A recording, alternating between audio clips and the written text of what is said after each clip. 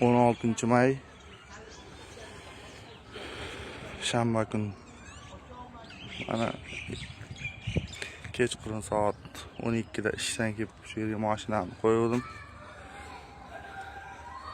Mashinamni pachoq qilib ketishibdi. 4-etajda qo'shnilar ko'rgan, rasmlar olgan. Mashina o'zi kredit edi. 4 yildan beri. 3 yillik kreditga oldim, 2 yil to'ladim, 1 yil qoldi. Qanday odamlar bor ha? Aka. Ochmoqchi bo'lgan, nima kerak bo'lgan? Hayronman.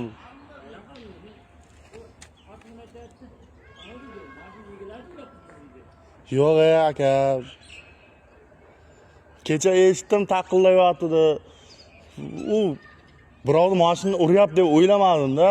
Keyin mana yerda bir amaki tepada bir amaki so'kdi. Bir qizig'ib ham qaramabman. Men ko'nglim to'xtab berdi. Bir dushmanim bo'lmasa, ya kimdir bir burnimni qonatgan joyim bo'lmasa, o'zim taksi qilaman.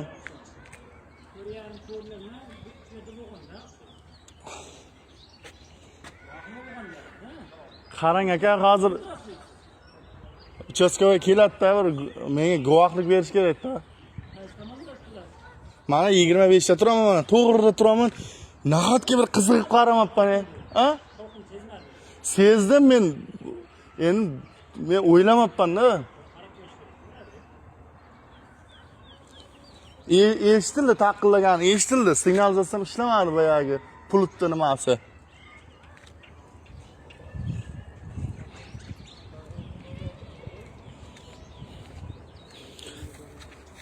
Kameralar chapga qaratib olganda. İşlemeydimi?